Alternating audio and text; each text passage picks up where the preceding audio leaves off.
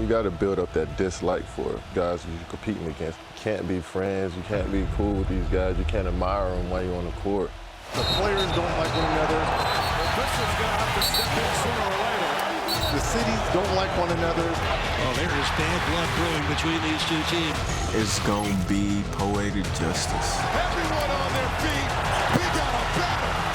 See you later. That's the creation rivalry.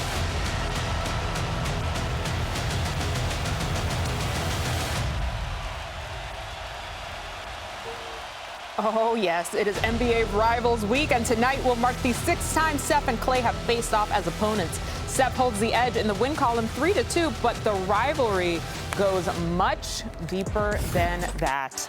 The Warriors and Mavericks have some interesting history. Going back to 2007, the 8-seed Warriors took down MVP Dirk Nowitzki in the first round. That was the Warriors' first playoff series win in 15 seasons. Then, November 2024, Klay Thompson's first game against the Warriors, his former Splash brother Steph Curry closed out the Mavs late, and Steph had a message for Klay and the camera. Okay, now.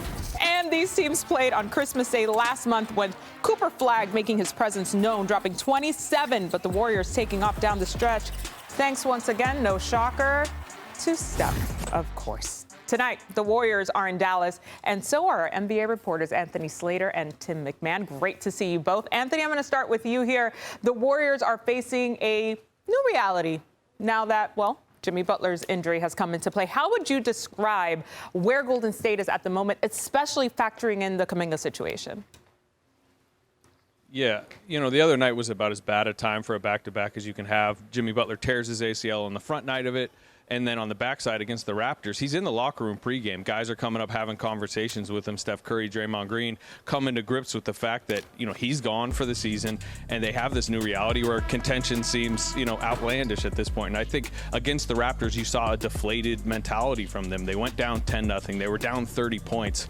And Steph Curry and Draymond Green didn't even play in the fourth quarter. To the flip side of that, you mentioned it, the subplot of this Butler absence is Jonathan Kuminga, who played, you know, 21 minutes the other night. From everything I'm hearing, his minutes are only going to go up. I wouldn't even be surprised if he's starting at some point during this road trip. But he has a standing trade request. His feelings towards the organization, the animosity, that has not changed. You know, there's an expectation he's going to keep it professional and try to play, and maybe he can boost his value to get that trade. But like I said, his feelings haven't changed, but you're going to see a lot more of him on the floor. Yeah, and since we're talking trade market here, do you see the Warriors putting together an offer for Giannis?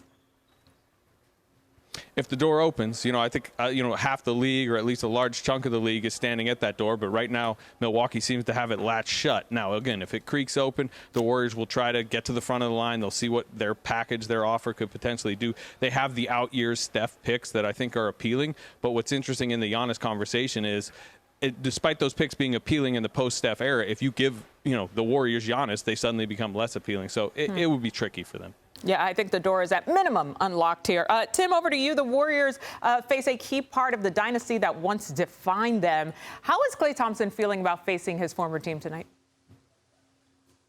Howdy, MJ. There was bitterness from Klay, and he would seek revenge last season. He's worked through those emotions.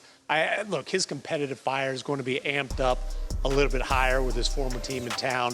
But he is at peace. He's honestly at peace with the situation in Dallas. This isn't what he signed up for.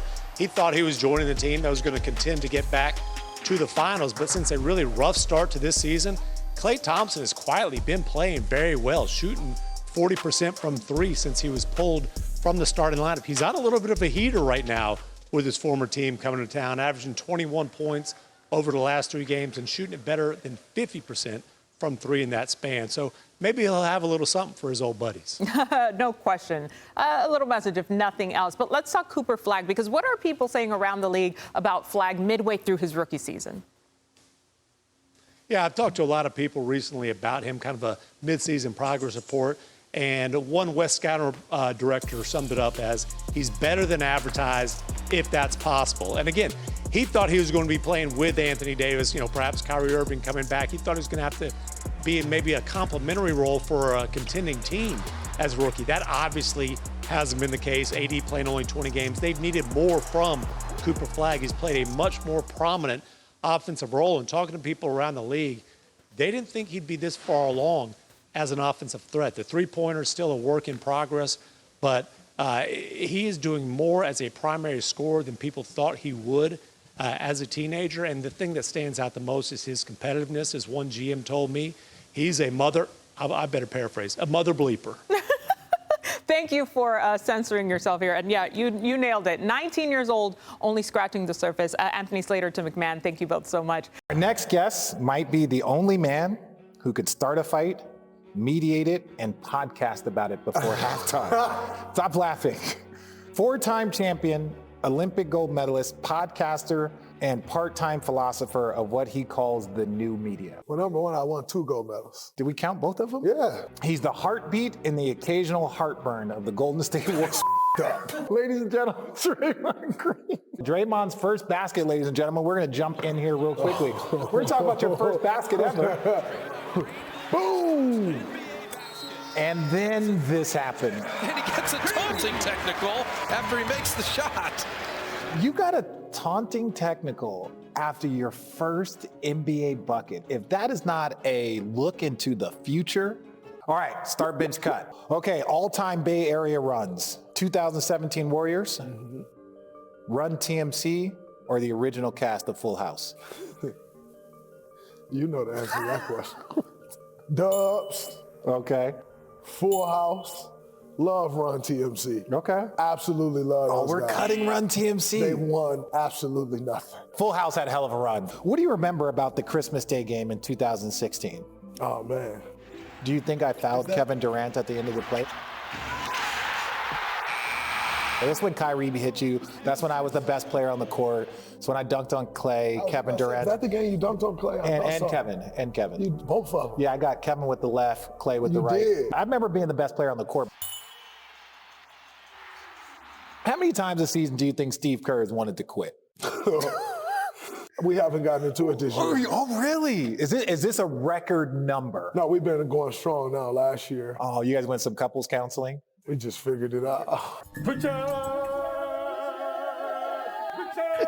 Hilarious. Check that show out on YouTube. All right, now back to NBA Rivals Week. We've got the Battle of Los Angeles tonight, so let's dive into Lakers Clippers and their West Side story. The Lakers dominated the early years of the matchups. After the Clippers moved to California in '78, the Lakers were 119-38 against the Clips through the 2011 season. But things changed once the Clippers got Chris Paul in 2011. From that point on, the Clippers have won 40 of the next 56 meetings over the last 15 seasons. That included 2 separate 11-game win streaks.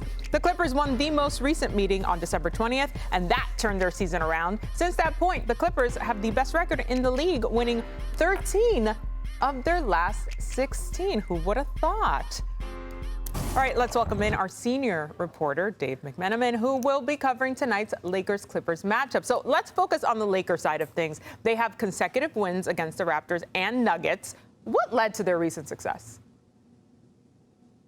Yeah, MJ, a lot of what the Lakers have gone through this year hasn't been about the opponent. It's about trying to kind of struggle with themselves and bring their most consistent version of their team on a night-to-night basis.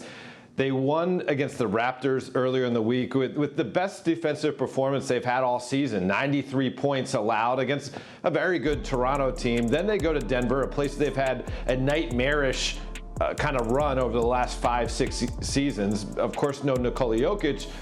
The Nuggets put up 71 points in the first half against the Lakers. It could have been a moment where they kind of split and splintered. Instead, they regrouped at halftime. They stayed together. They switched up their defense. You saw some LeBron James guarding Jamal Murray in the second half. And the Lakers were able to kind of make a very good step forward and build on the momentum they got in that Raptors game. This stretch going forward, this is game 2 of an 8-game road trip. It's all about continuing to keep that momentum and not let the casualty of the schedule kind of be something that works against them, and then they're kind of digging themselves into the same hole that they were in late December. Yeah, sustainability for sure. Meantime, Austin Reaves has been out since Christmas Day with a left calf strain. When can we expect to see him back in the Lakers lineup? JJ Redick said the team is hopeful that sometime by the end of this road trip, we will see Austin Reaves back in the lineup, first time since Christmas Day. This means 3 big things for the Lakers. 1, Austin Reaves will be All-Star eligible if he's healthy again, and he certainly would be deserving if he's healthy. Number 2 is that the Lakers will get another look of LeBron and Luka and Reaves together. They've only played 8 games so far this season. And number 3 is with that other look, Rob Pelinka will get a better chance to assess what his team has and what they need as a trade deadline approaches. All right, Dave, thank you so much. We will keep an eye on all of that. It's now time for Shoot Your Shot, brought to you by DraftKings Sportsbook. Perk, what do you see having a big night? Oh, I see Luka doing what Luka does best, and that's always torturing the Clippers. I'm not going to take my belt off. Please don't. I was there last But time. the over 30.5 points tonight, who's stopping those emails again. Who's stopping them? And I'm agreeing because they have this dangerous duel with LeBron James. I'm going on the over. You saw him sliding them puppies. He's got some new life come this new year. The Lakers are coming off back-to-back wins, while our producer Demetrius's Clippers are 13-3. Now it's his team. Which team do you feel better about? Neither. Hey, Kawhi is actually questionable. He missed the last couple games with knee, so he's questionable. So then maybe we feel better about the Lakers? I love JJ right now. He's playing guys that's going to compete and play hard. Yep, Shout out Drew Timme. Can I do it? Shout out Drew Timme. I know you would like that.